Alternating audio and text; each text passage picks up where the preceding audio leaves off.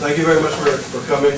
I just want to start off with an announcement that I know many people who come to the seminars regularly are concerned with issues of anti-Semitism and contemporary aspects of it politically and intellectually.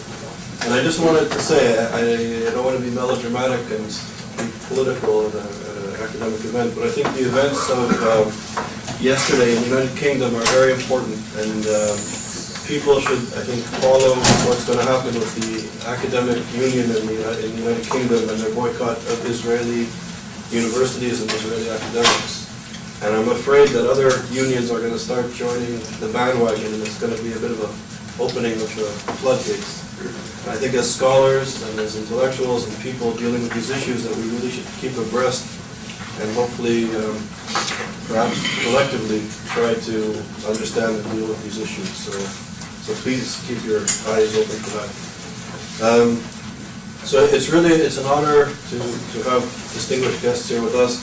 I would like to say that the lunch is being sponsored by Yale University Press, who published the book that we're going to hear about. And I'd like to thank Jonathan and his associates for helping set up the event for the day. So we're very privileged to have Isabella Ginor and Gideon Remez to speak today about their book, Foxbats over Dimona, the Soviets' nuclear gamble in the Six-Day War. It's doing very well internationally. It's actually #1 on Amazon.com for Russian history, and it's creating waves, I think, among scholars and historians on how the '67 war is perceived and understood. Isabella Ginor is a research fellow at the Harry Truman Institute for the Advancement of Peace at Hebrew University in Jerusalem.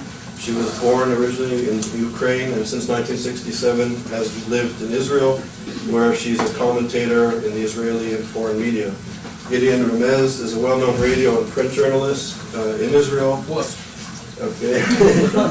And now well-known author. He fought in the Six-Day War and was a frontline correspondent during the Suez Canal theater in the Yom Kippur War in 1973, and both authors Harry live in Jerusalem. So it's really an honor to have you here with us today. Thank you. Well, first of all, let us say that we are very flattered to see such a big audience here. We never expected such a public event of our seminar, and really it's a great honor to us to see so many people who take interest in the subject. And it's also a great honor today for us that until less than a year ago, it was a totally unexpected honor for us to address you here at one of America's most distinguished universities while holding up a book bearing the imprimatur of this institution. And for making this dream of any scholar come true, we owe thanks first and foremost to Jonathan Brand, who the editorial director of Yale University Press, who unfortunately had to leave today for another trip to Moscow, and is there to pursue the project of which his leadership made his recognition of our work such a distinction. The monumental series of Annals of Communism, which has established as leading authority in the field. And after offering us to expand our series of research papers into a book, it was Jonathan who steered it at record speed through the odyssey that every manuscript must endure, in time to bring it out at the most appropriate moment, without compromising its academic rigor. And so its release marks the 40th anniversary of the Six-Day War, the epochal event in the Middle Eastern and global history that our inquiry has cast in a new light. Jonathan and everyone else at Yale University Press, who were saddled with the frequently onerous task of handling us, have earned our unbounded gratitude. And we are equally indebted to Professor Small for discerning our book's relevance to the Yale Initiative for the Interdisciplinary Study of Antisemitism, which he founded at Leeds, for inviting us to speak from this platform. And in this presentation, we will therefore attempt to demonstrate both the very substantial aspects of this relevance and, to be honest, its limits. To do so, we must first outline our overall thesis and point out where it differs from nearly all previous scholarship on the 67 war in general, and on the Soviet role in its genesis and conduct in particular. We embarked on this project some 7 years ago, embarked literally as the initial clue was naval. At the time and to this day, the prevalent, indeed virtually unchallenged concept was that the causes for the war were primarily regional and had been building up for years before the USSR ignited the tinderbox with a false warning to Egypt that Israel was massing troops on the Syrian border in numbers that Israel's army couldn't possibly muster. But this Soviet disinformation of May 13, 1967 was held to be a routine exercise that got out of hand, some sort of individual error or low-level miscalculation, and Moscow was considered to have blundered into a conflict that it never desired. And once escalation began toward all-out war, the Soviet Union did all it could in order to contain the crisis. It was long since known that after activating the hotline to the White House on 5 June, for the first time since its inception following the Cuban Missile Crisis, Soviet Premier Alexei Kosygin did use it on 10 June to threaten measures including military. But this was conventionally dismissed as either mere bluster or as an empty gesture of deterrence. We therefore reacted with disbelief when 7 years ago we came across the first piece of new evidence to the contrary. This was a story published in a Ukrainian newspaper by a retired Navy captain, Yuri Nikolaevich Khrypulkov, now a respected educator and public figure in Donetsk. He related that in 1967, he was a young gunnery lieutenant on a brand new frigate which has been dispatched directly from a Baltic shipyard to the eastern Mediterranean in early May, that is, well before the overt outbreak of the crisis. On June 5th, his captain ordered him to assemble a platoon of 30 so-called volunteers, over a quarter of the ship's company, and to lead them in a raid on the Israeli shore. The operation was held up repeatedly until on June 10th the ship was ordered to begin the operation. But when it came within 20 miles of its objective, the landing was aborted. Impossible, we thought, but here's where our journalistic training intervened. Instead of dismissing a factual claim a priori because it conflicted with a theoretical concept, our instinct declared a thorough check of even an ostensibly preposterous claim, and if it turned out to be valid, to contemplate a posteriori reappraisal of the concept. What then have we concluded about the Soviet role in the crisis and war? As you now can read the book, let me just state our main finding in brief. We believe we have demonstrated convincingly that the Soviet Union, starting at the latest in mid-1966, elaborated with Egypt and Syria a detailed plan for precipitating the crisis. It was aimed at provoking Israel into a preemptive strike, which would then justify a direct military intervention by the USSR in favor of its clients and against the so-called aggressor. In the Soviet estimate, if Israel and its Arab neighbors were allowed to fight it out on their own, they would reach a stalemate. Even a limited Soviet intervention might thus tip the balance against Israel. And while the USSR did not actively seek a superpower clash, it was prepared to assume some risk by probing the envelope. It assumed that the United States would be less likely to respond in kind if the Israelis struck first, and certainly if the Soviets' prime motive and target was Israel's nuclear program, which was our latest and most dramatic discovery.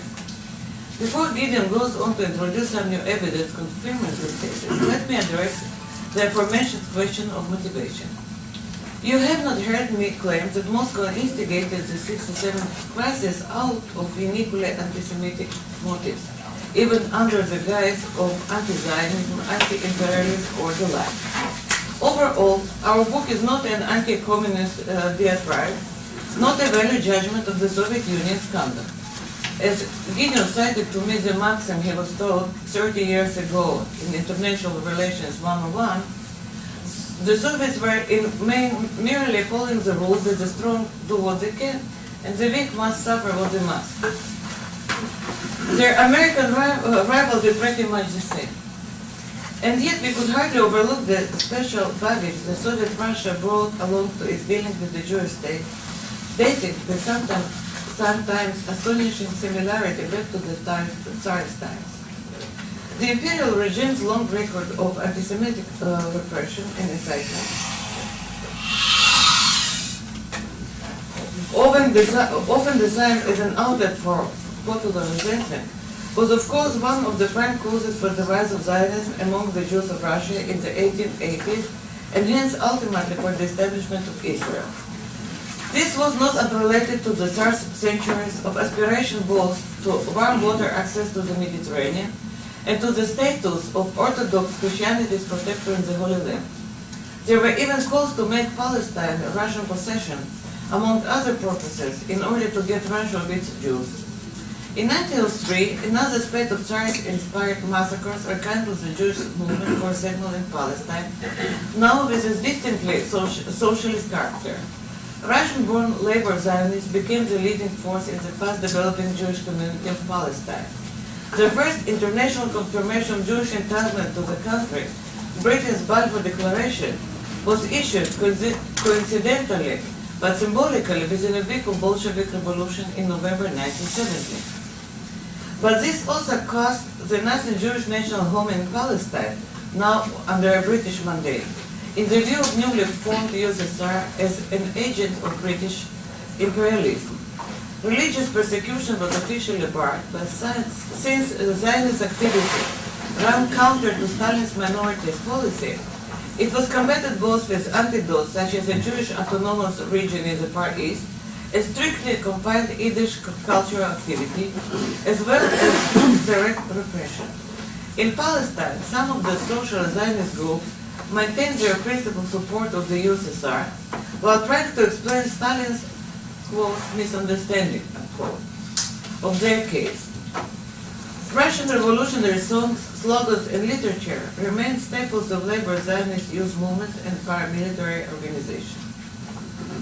When an opportunity to hasten the British retreat from Palestine appeared in 1947, the Soviets switched from anti-Zionist repression at home to support for Jewish statehood was so swift as to surprise even a pre-state Israeli leadership.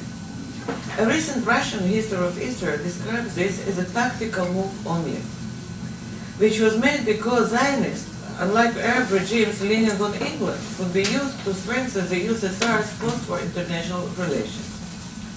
At the United Nations, then Soviet Ambassador Andrei Gromyko, acting on Stalin's orders, embraced the partition plan for Palestine far more decidedly than the United States. Stalin evidently believed that Israel would be a natural candidate for satellite status and would offer the USSR such Cold War benefits as its long-coveted Mediterranean naval base. It may have been confirmed in this illusion by the fact that much of the U.S. officialdom openly feared the same. When Israel declared independence on 14 May 1948, Moscow was the second government to recognize it after the United States, but whereas Washington's recognition was de facto, the USSR's was de jure. Soviet arms supplies via Czechoslovakia were instrumental in ensuring Israel's survival. A proposal even circulated in Moscow to absorb 500,000 refugees from Palestine in an Arab Soviet republic, which might have reduced the perennial problem that has haunted Israel ever since. But the Israeli leadership's unwillingness to build socialism on the Soviet model soon led to radical correction of this aberration in Soviet Middle Eastern policy, especially after Israel's integration of Jewish and Zionist identity was demonstrated by enthusiastic Jews who mocked the inaugural appearance of Israel's first envoy. Stalin's psychotically anti-Semitic fit in his final years, which Jonathan has documented in his book on the Doctor's Plot, was prevented from reaching catastrophic proportions only by Stalin's death. And I will just say that one of my earliest childhood memories is the exact location of a suitcase with my mother's essentials and my own, which was prepared in our vestibule in anticipation that all Jews would be rounded up. And my father had another suitcase, as women and men would go to a separate cave. Our deliverance from this fate by Stalin's death was clandestinely and silently celebrated as a Purim miracle. Nonetheless, his successors cemented Moscow alignment with the progressive, in quotes, Arab regimes, beginning ironically in 1955 with another Czech armed deal, this time for Egypt. Also, the United States was at least as responsible as the Soviet Union took credit for beating all British, French, and Israeli Sinai Suez campaign with nuclear threats. And as we have discovered, with a direct, so limited combat involvement of fighter pilots. This created both the precedent and the infrastructure for the joint Soviet-Egyptian plan that, as we assert, deliberately precipitated the 1967 crisis. The motives were in the main strategic in the Cold War context, assisting in the defeat of Israel by the USSR's Arab clients, who strengthened both their own regional standing and their dependence on Moscow, while undermining the regimes allied with Israel's supposed supporter, the United States. Control could be established over Middle Eastern oil outlets, thus increasing Soviet leverage on Western Europe. And as Gideon will soon point out, a perceived nuclear threat to the Soviet Union itself, as well as its regional power projection, could thus be removed. However, the USSR was formally committed to its recognition of Israel, and it must could state as an official policy goal the reduction of the Jewish state to the borders it was assigned by the partition plan of 47, which Moscow had endorsed. Along with the return of the Arab refugees to its territory, this might will doom the state's long-term viability. But Soviet statesmen, from Stalin to Gromyko, are recorded as recognizing that Israel's continued existence was, for the time being, beneficial to Soviet interests, as the Arabs would have to rely on Moscow's support against it. It is therefore interesting to note the recurrence of the Soviet parlance of the time of a subtext calling for Israel's total elimination as a war goal of projected war results in 1967. Soviet diplomats in various capitals predicted or threatened that the impending war would leave no remnant of Israel. In two testimonies we received after completing the book, Israeli communist leaders were reassured that Soviet forces would be there to protect them, by implication to rescue them from the fate that was about to befall other Israelis. Here too I can add my own personal recollection. When I had to turn in my Komsomol card ahead of departure for Israel in late 1966, I was told by the organization chiefs in my hometown, Chernobyl, that I am a traitor and there's going to be a war, and I will volunteer to fight for Egypt and I will kill you. Such sentiment at the local level undoubtedly reflected signals from at least part of the leadership. Defense Minister Andrei Grechko, for instance, is reported to have issued an order of the day to the Soviet officers' corps promising that the jubilee year of the Bolshevik Revolution would be the last year of the Zionist state. The physically imposing Grechko is described as prone to violent gesticulation as he declared his determination to wipe out imperialism and Zionism, which is hardly surprising given his useful service in the Civil War's Red Cavalry, led by the murderous pogromщик Semyon Budyonny. And the Soviet Union's dispassionate strategic calculation were thus also tinged with old-fashioned Russian anti-Semitism. Happily, it is now anyone's guess whether, had the Soviet Arab plan been played out in 1967, the USSR, against its own interests and declared policy, would have cooperated or acquiesced with its Arab clients' declared aim of eradicating Israel. What can be stated with certainty is that the plan's fiasco ushered in a resurgence of official anti-Semitic venom to a level that had not been registered since Stalin's death. The interplay of these two cards, geopolitical strategy and anti-Semitic animus, continued in the USSR until its downfall, and in our opinion is little change in Russia today. But our book is limited to the 1967 war. After initial naval clue led us to assemble a mass of evidence for the Soviet R plan and its actual activation, detractors of our thesis had cogent objection. They pointed at a disproportion between any of or all of the Soviet regional war aims that I just listed, and the enormous global risks up to a nuclear clash that would be run by instigating a conflict and intervening in it directly. The gamble referred to in our book's subtitle. We do not have any basis to claim that the added factor was anti-Semitic fervor. So, as I have shown, it definitely was present and helped in recruiting popular support for the enterprise, as well as intensifying morale. We do believe that the disproportionality objection has been answered by identifying one of the Soviets' main motives, if not their main motive, and certainly the factor that determined the timing, preventing Israel's attainment of nuclear weapons. It is no coincidence that the one keyword of our title is Dimona, the location of Israel's main nuclear facility. I will now give floor to Gideon to account for the other keyword, Foxbats. Thank you. And the fact that I am skipping all the thanks and acknowledgments that Isabella listed doesn't mean I don't endorse them. I wholeheartedly do. I just would not like to repeat everything.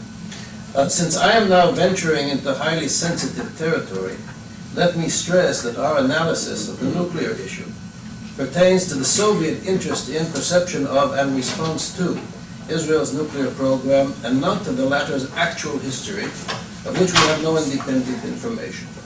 However, we believe that omitting the entire nuclear element from most discussions of the Six-Day War has meant the disregard of a factor which in the Cold War logic of the 1960s could not but have figured centrally in all the parties' considerations. Indeed, Egyptian documents captured in Sinai and published very shortly after the war identified Dimona as a major target for aerial bombardment. Still, most histories have either ignored or downplayed the nuclear issue as a cause of the crisis, even for Egypt, and the USSR is hardly mentioned at all in this context. We now know that an Egyptian airstrike at Dimona was one of the two perceived threats that the Israeli leadership consistently feared the worst. The other threat was a direct Soviet military involvement. But both these factors rarely, if ever, figured in post-war public or academic discourse. We attribute this largely to the reticence of Israeli scholars on the nuclear issue and to the successful Soviet cover-up of Moscow's failed initiative, a cover-up that continues in post-Soviet Russia and other post-Soviet republics. We have quite easily detected crude attempts to cast the USSR's moves as responsive rather than aggressive, and dating them after rather than before the Israeli opening strike on June the 5th. For example, the general in command of the strategic bombers that were to strike Israeli targets has stated that after the war's outbreak, he received oral orders to issue the target maps to the pilots, strip the crews of identifying documents, and paint the planes in Egyptian markings.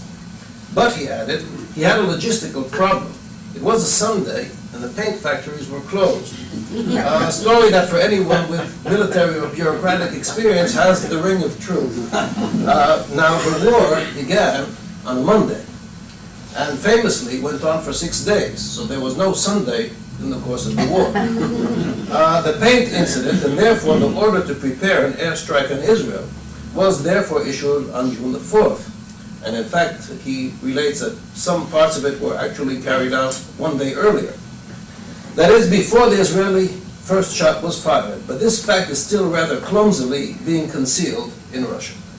In fairness, we must point out that similar cover-ups are still in effect in the United States and Israel too. We have established, for example, that Israel did take Soviet prisoners of war on the Golan Heights, which Israel officially denies to this day, although the rumors have been rampant for 40 years. We can also state with certainty that the mission of the ill-fated USS Liberty was primarily to monitor Soviet communications. but the thick pack of documents on this aspect that the NSA provided in response to my Freedom of Information Act request was so heavily sanitized, including every mention of a Russian element, that I was even exempted from payment for the photocopying and postage. Getting back to the Soviet strategic bombers that I mentioned before, their commander stated that their main targets were objectives protected by Israel's US-made Hawk missiles. Now, the only installation that was so defended in 1967 was the Dimona Complex. This was one of many thinly disguised references that we found after our interest was ignited by the almost certainly inadvertent inclusion in a recently published collection of Soviet Foreign Ministry documents of a very remarkable memorandum. It is dated February 1966 and relates how several weeks earlier, Isser Harel, the former Mossad chief, who was then an advisor to Prime Minister Levi Eshkol, relayed a message via the leader of Israel's Communist Party, Moshe Sneh, to the Soviet embassy in Tel Aviv. The message was that despite its official ambiguity, Israel was bent on developing and procuring nuclear weapons. Our book discusses a wide variety of possible motives for Harel's extraordinary move, but what matters is that the Soviets took his message to be official and acted upon it as a grave threat both to Soviet interests and even to the USSR's own security. During the 1956 Sinai-Suez crisis, as Isabella mentioned before, a Soviet nuclear threat directed at Israel, Britain, and France sufficed to halt their offensive against Egypt. 1956 remained for the Soviets a successful example of how they could employ their nuclear power to limit Israeli action against their Arab clients, but only so long as Israel itself had no counter-deterrent. Besides, in Moscow, there was evidently real as well as feigned anxiety over a direct nuclear threat to its own southern regions, especially since Moscow also connected Israel's perceived nuclear aspirations with the Soviets' much greater phobia of West German nuclear armament. By 1965, when the message was transmitted, the Soviets were certainly aware of Israel's nuclear project itself, which had been a top priority for its spies in Israel, some of whom Harel himself exposed. It is far less certain whether they had precise information as to the stage that Israel's development had reached. Therefore, when the Soviets received an unambiguous message from an authoritative Israeli source that Israel had decided, after much hesitation following the resignation of Ben-Gurion, the originator of the project, had decided to go ahead with developing an atomic bomb and intended to arm itself with such a weapon, the main news from Moscow must have been the fact that this goal had not yet been consummated and that a window of opportunity therefore still existed to prevent its fruition. It thus confronted the USSR with a dilemma not unlike the one that Washington is now facing vis-à-vis Iran. For lack of time, I can only refer you to the book itself for the spurt of Soviet counteraction that immediately followed Harel's disclosure. It began with diplomatic efforts to dissuade Israel, but within a few months it shifted to military preparations. Besides the joint war plan that was elaborated by the two defense chiefs, that is, Grechko on the Soviet side and Abdel Hakim Amer on the Egyptian side, these included a nuclear guarantee for Egypt instead of supplying it with countervailing nuclear weapons. One of the first elements of the Soviet intervention to be implemented early in 1967, as Isabella mentioned, was the insertion of nuclear missile submarines into the Mediterranean and later into the Red Sea, with orders to fire them on a prearranged code signal if Israel did explode any nuclear device, which there was increasing evidence that by this point it was on the very verge of assembly. But as I have already mentioned, the Soviets also prepared to assist in a conventional strike on the Israeli nuclear project. I'll skip any more details of these Soviet actions in order to focus on a single case that both exemplifies our research methodology and also ties together all the strands of this thesis, in addition to explaining how the title Foxbats got there in the first place. It has also provided us with the most gratifying instance of conclusive official corroboration after the manuscript was completed, so that here I am telling you something you will not be able to read in the book. I refer to the two reconnaissance flights that passed over Dimona on the 17th and the 26th of May 1967. As we know today from both Israeli and US documents, these flights caused such consternation in the Israeli leadership that they were a major catalyst for its decision to go to war, since neither either Israel's warplanes nor those Hawk missiles managed to intercept the intruders. No official version was ever published about these overflights. The details emerged over the years in a bewildering variety of versions as to the number, the path, and the behavior of the hostile aircraft, which, while described as mysterious, are also identified universally as, quote, apparently, unquote, Egyptian MiG-21s. We've often compared our entire research to a 10,000-piece puzzle of which 5 random pieces arrive in the mail every week. In the case of the Dimona overflights, however, our progress was more like a detective novel, since we were lucky enough for the evidence to present itself in a sequence that permitted some linear deduction. This began from the equivalent of a suspicious alibi. The performance of the MiG-21 was so similar to that of Israel's top fighter, the Mirage 3C, that the latter's failure even to engage the intruders seemed highly unlikely. That in itself, of course, is no proof to the contrary, but it led to the question, if not MiG-21s, what were those planes?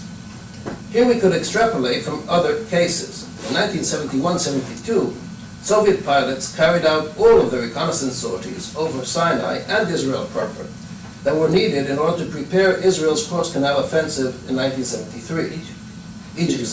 Cross-canal offensive in 1973.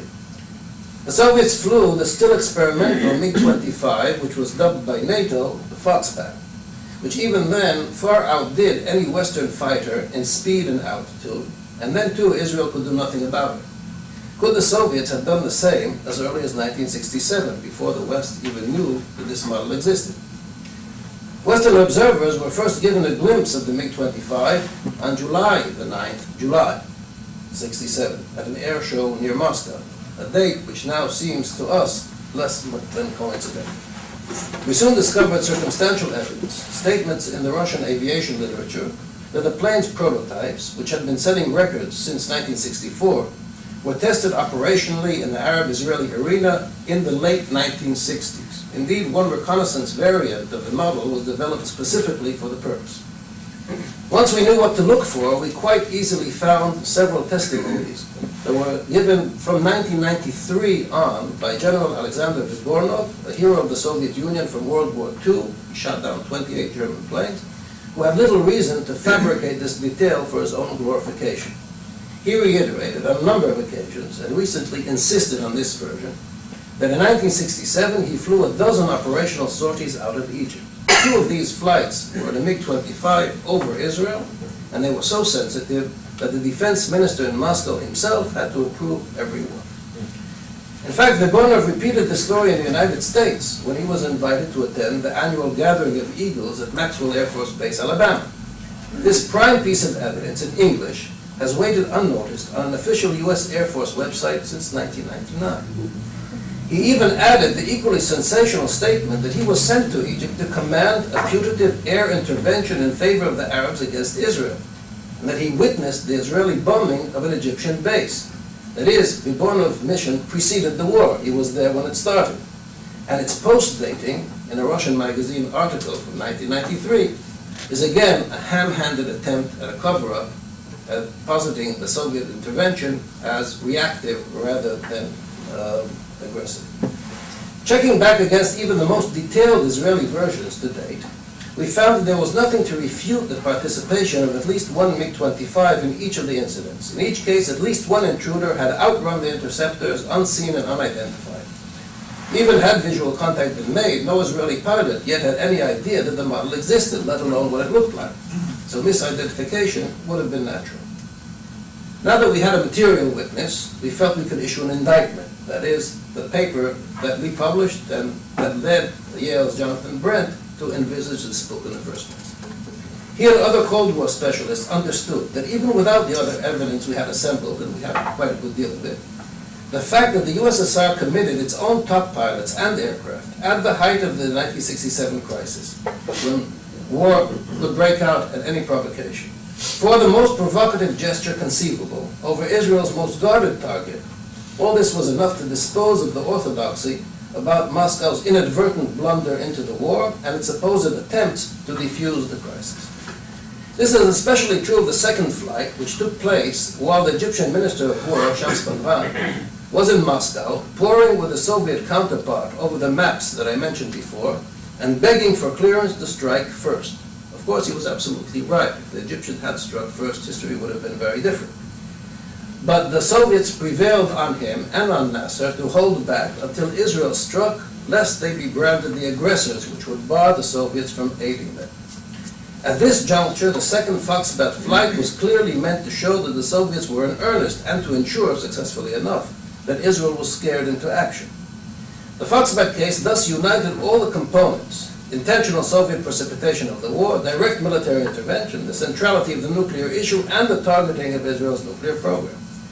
Although Dimona testimony had never been officially confirmed, we rested our case in the form of this book, quite confident that we had secured a conviction.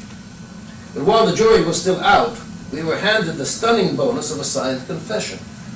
As so often occurred in our research, the most telling details emerged parenthetically in a document that was composed for an entirely different purpose.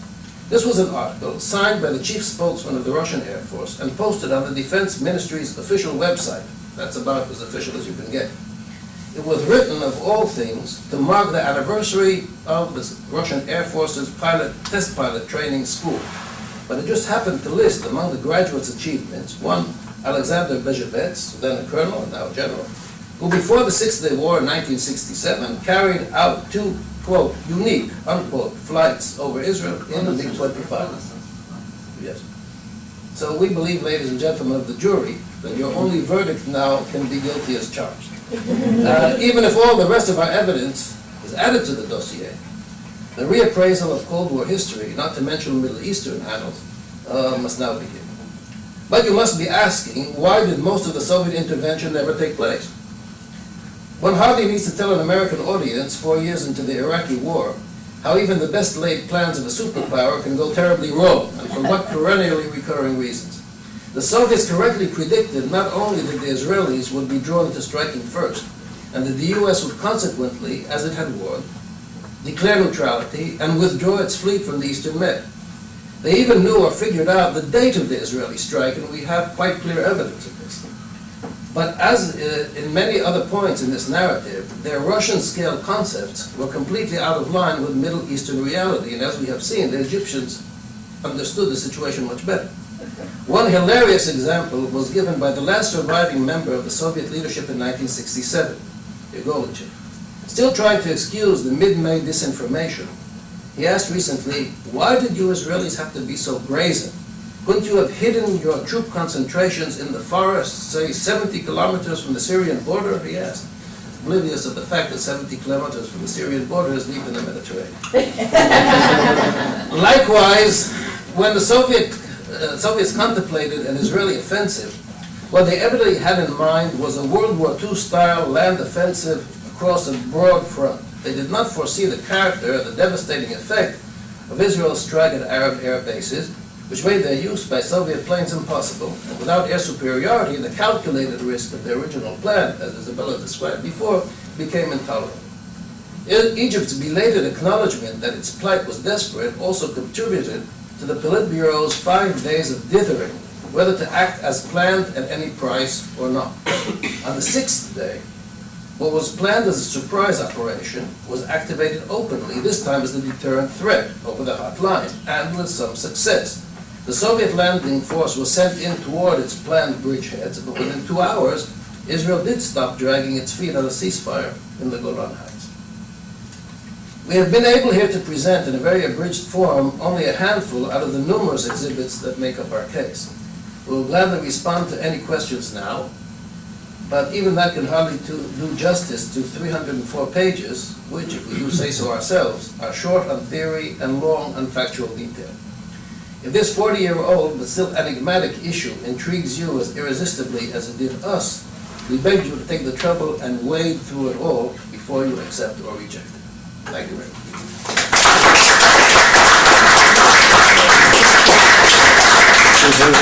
Thank you very much for a fascinating paper talk, and now we can open it up for questions. We have about 35 minutes to the 1:30.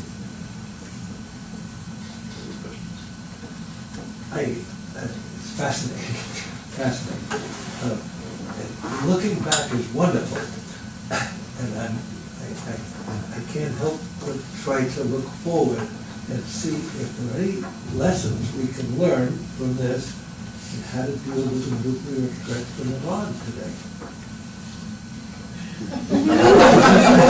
Well, First of all, we are not specialists on nuclear issues, we are not It's a- specialists on military strategy. but we did make the analogy, so it's a legitimate question.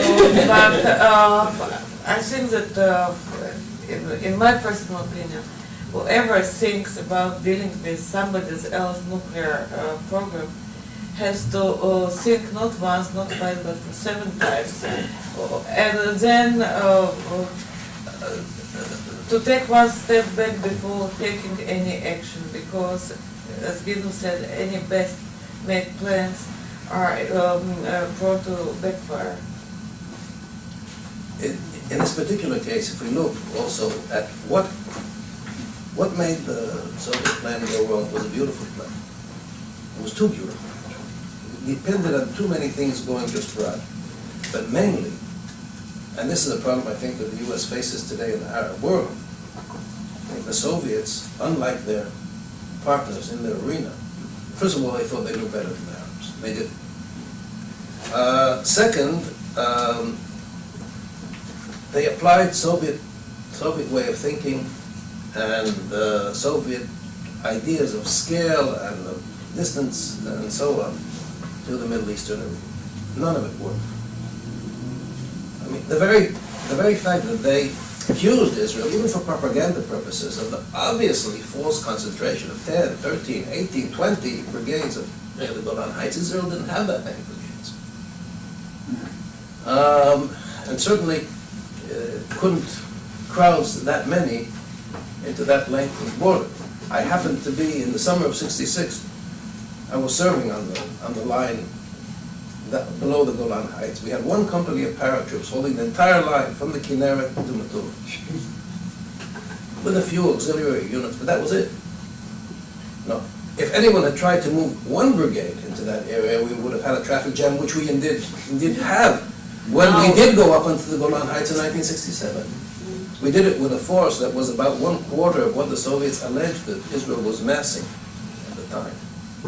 Okay? And still, we had to get off the buses a few kilometers and walk the rest because the road was completely bundled up. So, to get back to your question, going to war is always a risky business. It's even more risky when you have good but imperfect intelligence, when you don't have enough people who understand the way the other side thinks,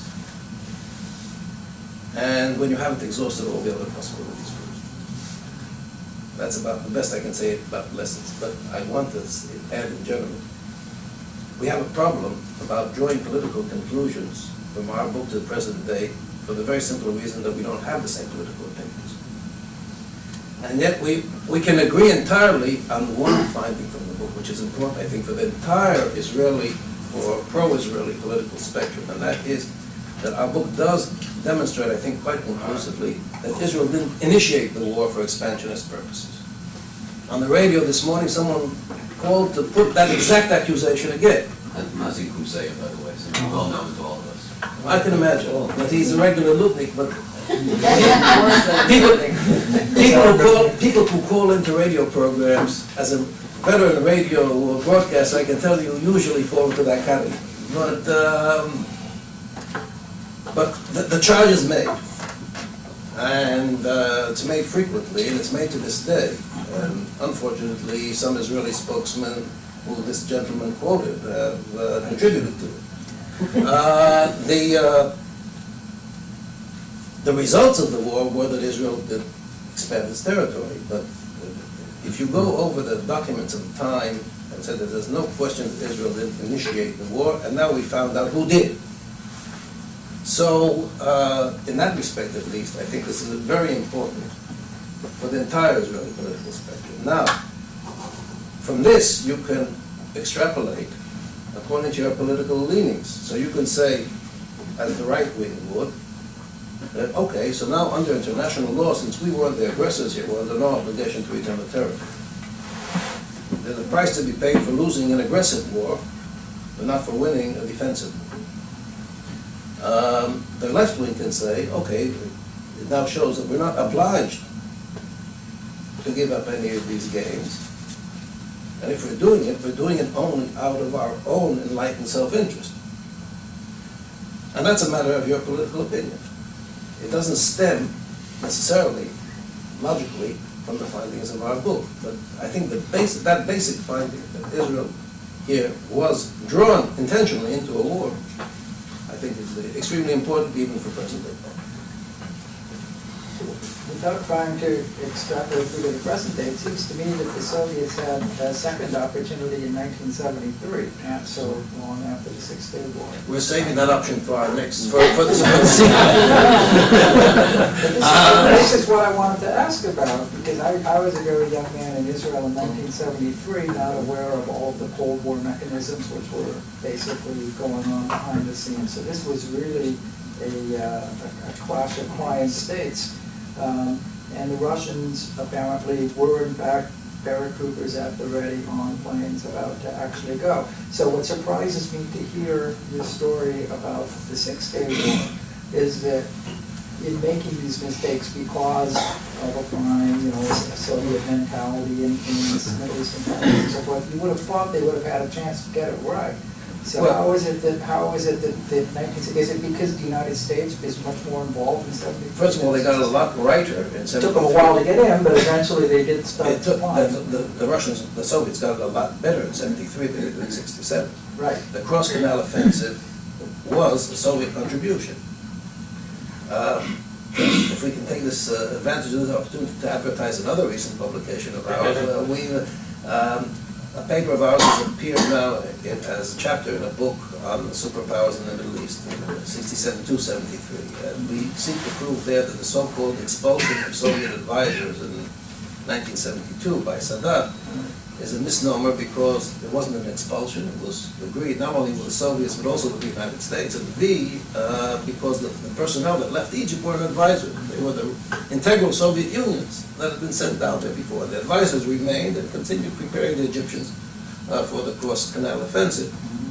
But this did help in lulling Israel into the complacency that permitted that surprise. So,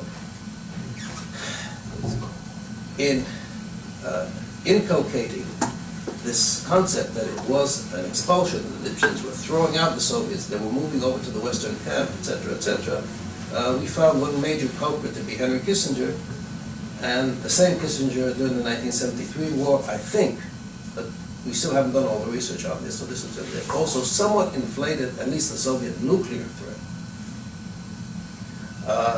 But it's not entirely clear that they were about to fire nuclear or dip Scud missiles. Not entirely clear at all. Yes, they were pulled, the Soviets, after the debacle in 1967, were sucked in even deeper. It was a real tar baby because to redeem their prestige and their standing with the Arab alliance. So they did send in, this time, there were up to 20,000 Soviet personnel at a time in Egypt and 50,000 all told, which was the biggest intervention ever in the Cold War outside until Afghanistan. Now, was Dimona again at the center of Soviet objective? That's the postscript of the book. And this is again somewhat speculative. The fact that Israel did not try to demonstrate a nuclear weapon in 67, and as Shimon Peres has written quite transparently, he suggested it, and he was turned down.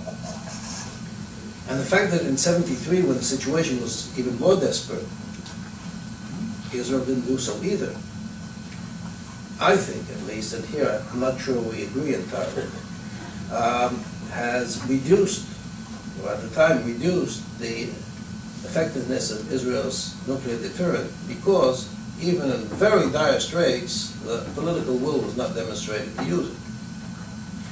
And this, I think, slightly decreased the Soviet and Arab concern about Israel's nuclear arms. I think maybe with Iran, Israel's nuclear deterrent has at last found something to work against.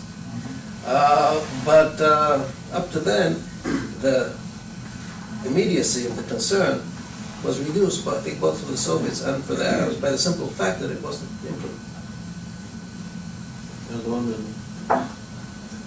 Well, I would like to make a comment as someone who also served in that area. Dimona is known to be a very interesting site for the superpowers, and there were U-2s that were visiting the area, and MiG-25. And we know today that the MiG-25 was built originally to intercept the U-2s. No, it was built to intercept the B-70 that was never built. We won't agree on this, but let's for the argument that I want to take here. So we know today that definitely the MiG-25, this is what they teach in the Israeli Air Force, is a very limited airplane in many abilities. It cannot be a bomber, and models that they did generate were a catastrophe, and this is why even the Russian Air Force is not heavily leaning on them. As a matter of fact, a good friend of mine shot a MiG-25 in Lebanon. In an F-15. F-15 in 1981. Actually, he was in a Hawk missile Okay. battery. It was a combined operation. Exactly. So, and we know today that the MiG-25 was far from like a big threat. And given the fact that the Israeli-Arab conflict was a big lab for, checking Western weapons against Russian weapon systems. And Soviet weapon system too. So they said Russian systems, yeah.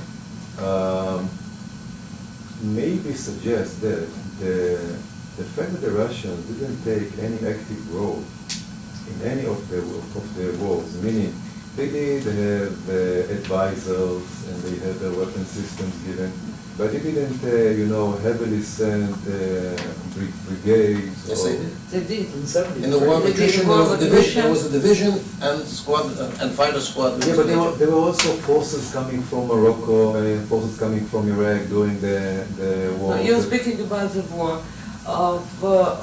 We know that during the war of attrition, so the beginning in late '67, the Soviet Union started to send regular units. At the end, by '69, they sent pilots with the MiG-21s, a special kind of two detachments, 2 units of pilots. And the beginning of the end of '69 and beginning of the '70s, they sent a full division of anti-aircraft SAMs 2 and 3 mixed division, which at any given point was numbered to over 10,000 personnel. Regular units, which were sent not as a response to the accusation that Israel started a deep bombing in January. It was decided and prepared for sending into Egypt. The earliest evidence that we found is given the August 1st, '69, combining, assembling the force. And we have evidence. It's a sequel. It's work in progress, and so on. But we have evidence that before Yom Kippur War in August, another regular units with 10 missiles were sent to Egypt specifically to take part in the hostilities. We know that there have been Spetsnaz commandos specifically brought on the first and second day of the war and parachuted behind the enemy lines, meaning into Israeli-held territory, with the task of capturing Israeli Centurion tanks because they wouldn't be hurt in such numbers as Politburo expected, so they had to be checked because there had the armor had been improved in Israel, and so we have more. We don't have a book yet, but if you will have patience, Maybe we will come up. I'd just like to respond to your, No, absolutely. If I just want to Yeah. finish, and then you can, Please.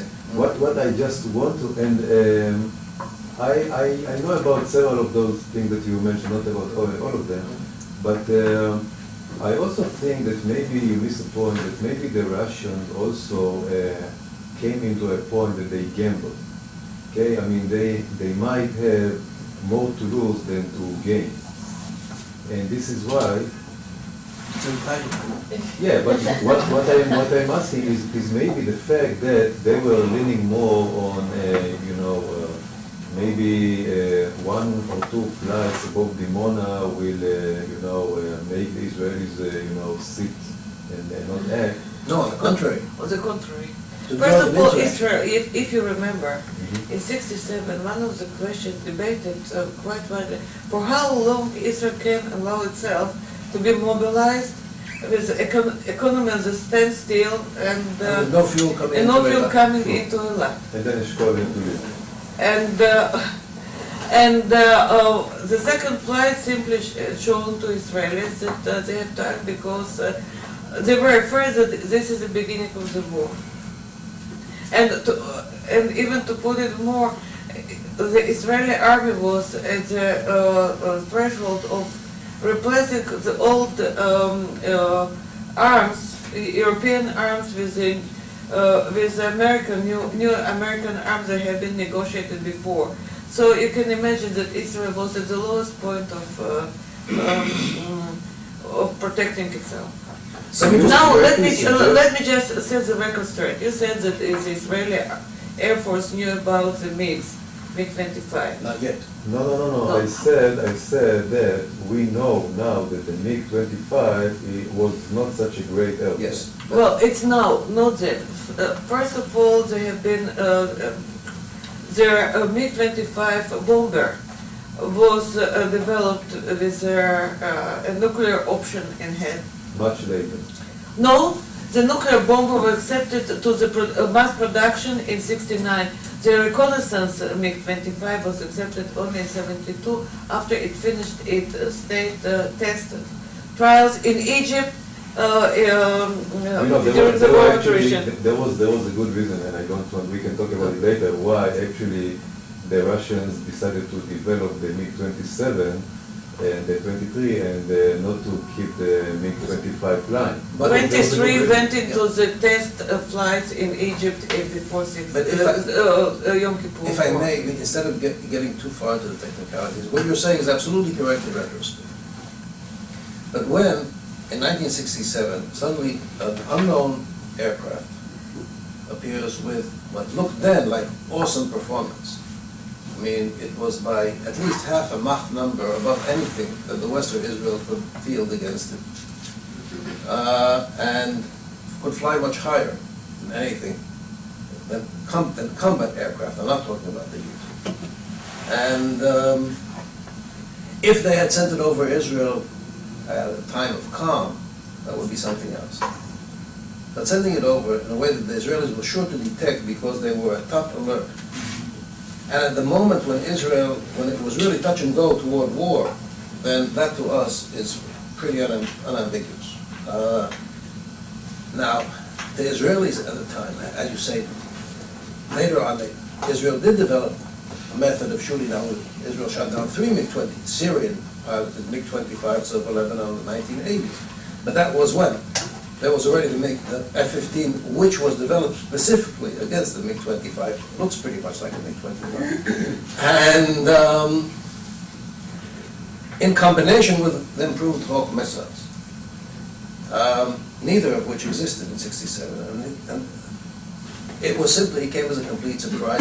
We think there's already at least circumstantial evidence that this had even the Americans enough on edge to send the Liberty in with mainly Russian-speaking experts. There is also some documentary evidence that by May 27th report that Israeli leadership came to the conclusion that the war is inevitable.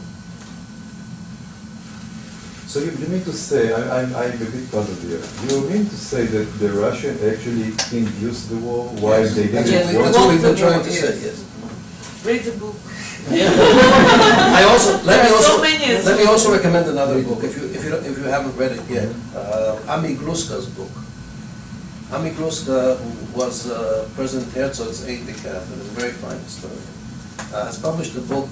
Since he's a military man, he was given access to the still classified minutes of the cabinet meetings and the general staff meetings in '67. And although a lot of it was censored, even so, there are dozens, literally dozens of instances where these two twin concerns of A, an attack on Dimona, B, direct Soviet military involvement came to the fore in Israeli concerns. And it may be that the Israelis were aware of more than we know for sure, because we mentioned in passing to a former Israeli intelligence officer who was in charge of the Soviet aspect of it later on. What do you think? Could those have been MiG-25? They said, of course, MiG-25. MiG-21s, we would have shut them down, but it's never been officially confirmed. If I understood you correctly, you're saying it wasn't so much the Israeli development of a nuclear potential as the Israeli signaling to Moscow that they intended to develop nuclear weapons that set things in motion. What do you think was the intention behind that? Was this Harel acting on his own? The Soviet document that cites this disclosure treated this disclosure as an official statement made by Eshkol himself or the government itself, and trying to bring this issue to the attention of the Soviet leaders, the nuclear issue. If this was an attempt at deterrence, it was very badly mistaken, because you can't deter someone with a weapon you don't yet have. On the contrary, you're asking him practically, well, prevent me from developing it. So someone has proposed to us the idea that Israel was then trying to achieve from the Soviets a commitment to stop conventional arms flows to the Middle East as a condition for accepting nuclear disarmament. And maybe this was the idea. We have a whole chapter here devoted to this, with a whole range of possible motivations for Harel's.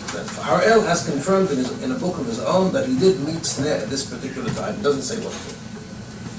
Unfortunately, he died a few months before the Soviet document was exposed, so we couldn't ask him. But there's a whole range of possible motives, ranging from the personal pique against Shimon Peres, which he had, to such a degree that some of his subordinates have said that by this time he was not completely balanced. Not to use worse words than that. And there's even something which, if true, would be a much more sensational book than this.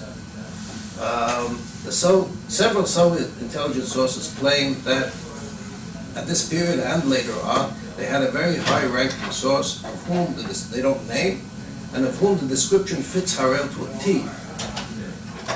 But it also fits a number of other Israeli personnel.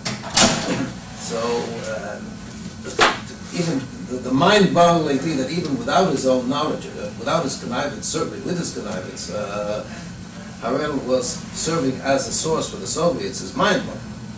But we can't even propose it without any further evidence in that. It does appear that it was done as a policy move, but a terribly misguided one, which is quite amazing for a person of Harel's stature. But there it is. The interesting thing here is that Harel's version was published in 1987. This is the year after the Vanunu case. And Harel doesn't say, of course, that he made a disclosure of similar import to Vanunu's 20 years earlier. But my guess is Isabella does not share this. Didn't go into the book. Oh, it did go into the book. Sorry, it did go into the book. In mine, the footnote names me as the son.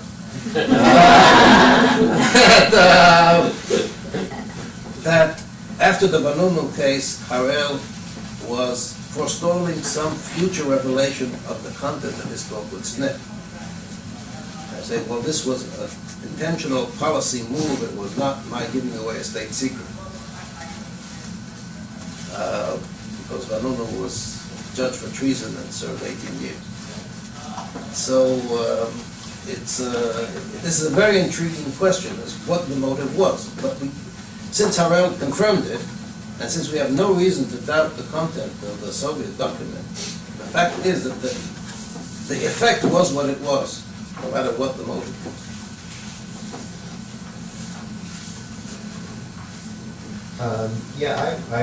From what I've read of the book, it seems really interesting, and I think astonished, as you are, just how shoddy and incomplete the intelligence is on all sides, but especially the Soviets, about Israel's capabilities, not just nuclear capabilities, but its conventional military capabilities. But to pick up on what you were just saying, is I just can't understand how the Soviets would put so much stock into this report that they get from SNET and a few other pieces of scattered evidence, but this especially, this one conversation, it just seems like criminally insane to put so much stock into that they would take this enormous. Why? What? You have the advisor, you have Mr. Security in Israel But they're getting it passing, secondhand. but it's not, What do you mean second hand, third hand? Well, they're getting it through SNET. I mean, they don't. SNET was, in '65, yeah, the Israeli Communist Party hadn't split.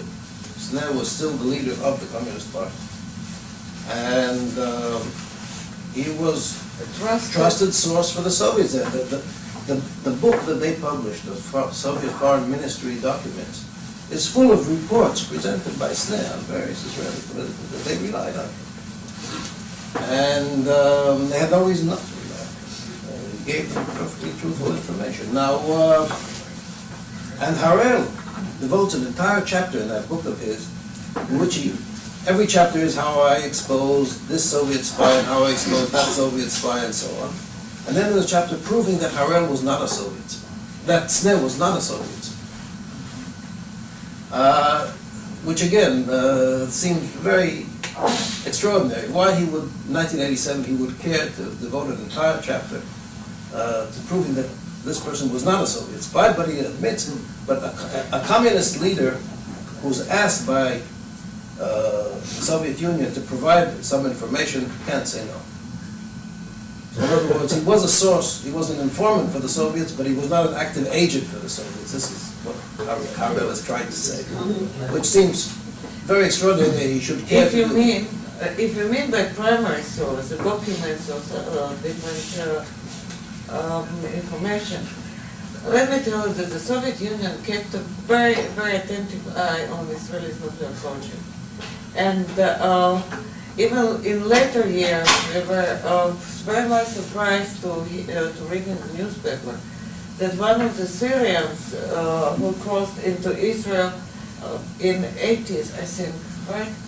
He had a photograph taken inside of Dimona, and that according to him on the interrogation, he stated that the photographs were provided by the Soviet intelligence. So in this case, don't take one document as the sole evidence or the sole base on which the Soviets will their case. They apparently they had a lot of sources.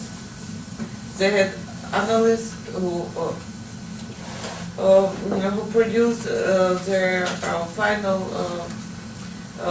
opinion about this, but they would trust SNET explicitly to transmit the verbal message from the high Israeli authority as an official message. The document itself says it. This is at a period when Israel was in considerable hesitation. The decision after Ben-Gurion left power in '63, whether to continue the nuclear project as he had set it up, or to change course, or to make, and there was considerable division in the Israeli leadership on this issue at the time. This has been exposed in other books, not all. Now, Harel is on record as being against. He was against it for a number of reasons. He thought the dependence on France was mistaken. and he had some other reasons to oppose it, and there was also a turf war between him and Peres over the security apparatus that protected the Dimona. It was taken out of Harel's hands when he was still in the security service. So one motive you could ascribe to this move was to try and shoot down the nuclear project by inviting Soviet pressure. That's a possibility too. But all these are pure speculation. The end result was that a Soviet Foreign Ministry internal document states, we now have we now have official information, solid information, that the Israelis, despite their public protestations, are going ahead with development of nuclear weapons. And the Soviets were very much concerned about this. If you remember, in 1962, for the West, it was a big victory. The Soviets pulled their missiles out of Cuba. But the Soviets also did get a quid pro quo. The U.S. pulled its missiles out of Turkey. And that, for the Soviets, was a big concern. And for them, it was some consolation prize for the fiasco in Cuba. And now, 4 years later, this gap in the Western nuclear encirclement, I'm using the Soviet description now, this gap, the missing link between NATO and CENTO, is being plugged by Israel. And they were, I think, quite genuinely concerned with a Western nuclear capability within range of the Soviet Union. And this, by the way, is one place where the analogy with the U.S. and Iran today doesn't hold, because Iran is much farther away from the U.S. than Israel is from the Soviet Union. Can I just, what exactly did they think, Soviets think, was the status of the nuclear program at the moment of the eve of the war? Well, we mentioned here, although as I said, we don't enter into the actual history, but what was published did concern them. And we figured that their intelligence in Israel was pretty good on this. Their field intelligence was quite good. Where they went wrong, like Israel went wrong in '73, was in interpretation and in perhaps the top level of intelligence suiting their reports, just like the CIA did now, suiting their reports and interpretation to what the political bosses wanted to hear. But the field intelligence was not bad at all. Now, if we have a report, I think came out in Al-Khayat first, in February 67, that Israel had completed a test of, not a nuclear explosion, but a test of a nuclear, what's known as a zero-yield test. This has been confirmed, by the way, by the leader of the Israeli thing in very transparent language, and this actually happened in the previous November. Okay, if the Soviets got wind of this, at least when it was published, and probably earlier, then they were concerned that Israel was on the brink. And the same Israeli director of the weapons program actually writes that on May 28th, Israel's most important weapon system that we had been working on for so long was finally assembled and made operational by our technicians working around the clock. And then we have Peres saying that on June 2nd, when my friend Dayan was appointed minister, after he had been appointed minister of defense, I suggested to him that we do something that would have deterred the Arabs and prevented all this kind of fits together, and we would think that the Soviets at least had something. This is rare because I got to ask a whole lot of questions this morning, but there's one thing I didn't get to ask, which is, it's more of a process question in terms of putting the evidence together and putting together. One of the things I found fascinating was that, like in America, what you did is you had the Freedom of Information Act request to get some old documents, even if a lot of words were blacked out. But one of the things that's interesting to me is that in the Politburo in the Soviet Union, the most serious decisions, nothing was ever written down. Can you talk about that a little bit and how you go around making together such a case involving such serious political decisions when the best piece of evidence it just doesn't exist, or may not exist? The part of the lecture that Isabella delivered varies from our standard presentation in that because of the forum here, we took out the methodology and put in the anti-Semitism. So the methodology part is that the biggest objection that's always made to us, but no Soviet documents have ever been found to support this. First of all, some have. Some have emerged, as we pointed out, inadvertently, with very easily disproved datings and so on and so forth. But for the most part, they haven't. There's no Politburo decision saying, we are going to plan to pull Israel into a preemptive strike, and then we'll support the Arabs, and we'll do this and we'll do that. If we expect that to come out, then this chapter of history will never be written. Now, of course, the absence of documents doesn't prove anything. But the absence of documents, at least in the Soviet case, and as we show, also in the Israeli and American case, the absence of documents should not be allowed to excise entire portions from the historical record. Because then it really makes it very easy, as Orwell writes, to shove things down the memory hole. Either you don't document them to begin with, or you document them in a way that's designed to conceal the facts rather than to record them. And we bring a beautiful example for how Gromyko instructed people: you don't write documents to reflect what we actually want. You write the documents because 30 years from now, historians will see them. And so you could either not record the things at all, write them down in a misleading way, suppress them forever, or release them selectively.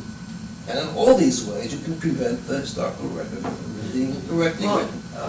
Just to finish the answer, what we decided to do was to assemble as many facts as possible as to what really took place in reality on the ground, in the field. And then when you piece together the facts, they give you some kind of showing you the way. Because if you hear that this submarine left the Soviet base on this and this day, and had such orders, and this ship left the shipyard on May 3rd and already was sent into the Mediterranean. And then that when you read that the planes, the pilots of this strategic force had to pass an exam for everything connected to the Hawk missiles, how they work, how to avoid them, and so on. So you add piece by piece to the argument. And what we did, really, what we say, that we assembled the facts. And if you differ with our opinion, you can have your own opinion. There's another thing here. The fixation of most conventional historiography on archival evidence seems to imply that other types of evidence are less reliable. But much of the Western historiography of the Cold War in general, and the Cold War of the Middle East in particular, rests on other kinds of evidence. The whole orthodoxy about what Soviet policy was rests, as one of our colleagues has put it, on reading tea leaves. Pravda articles, communiques of the Soviet government, and a bit later on memoirs. You start following the track of footnotes from one publication to the next, right? And you find that for a slightly later period, even more than for this one, like for the War of Attrition, the War of 73, everything is built on Muhammad Hasnain Haika. Everything. Last year we went to the conference in England, and one of the participants, her field of research is Egypt. She said, you know how Haikal is called? $5,000 answer. You pay him $5,000 and he will answer you whatever you need. So, and it's not only Haikal. If you look at Kissinger's memoirs, same thing. And they also are practically of biblical standing in historiography. So when we have memoirs of the Soviet military participants, especially the lower one, they said, I arrived in Egypt on this day, I left on this day, I did so and so and so. You can trust the guy that he's no less. No less, at least. So yes, we're relying on evidence that is very, you have to treat with a lot of care. But if you have, say, a dozen different sources, unrelated sources, one guy writes this thing in Donetsk, and another one writes it in Vladivostok, and they don't know each other. They didn't serve on the same ship, but we have testimonies from 4, 5, 6 different Soviet ships, the same, and they all say pretty much the same. So say that this guy was on a frigate and he was ordered to raise a 30-man landing party. And then there's a submarine tender where they raised 175 men because they had a larger crew. And there's a destroyer whose commander became later admiral of the fleet, and he writes in his memoirs that he was called to the flagship in the Mediterranean and told to take on a landing party of 175 cadets. 100, sorry. And so on and so forth. You know, this assembles into quite a mass of evidence that you can't disregard. And Took all the plates. it's not very likely that we'll ever have the files of the Soviet High Command. If as you say, they exist there, because, again, the whole passing orders orally down the chain of command occurs throughout. The submarine commander was told orally, on such and such a season you fire your missiles. The bomber commander was told orally, paint the planes in Egyptian colors, and so on and so forth. So, Read the book. So then, we're a bit over time, so on that note, reading book, Lambeth Bookstore is here actually selling copies, you can get signed copies from We the know we authors. can have a lunch. Yeah, so thank you very much. Thank you.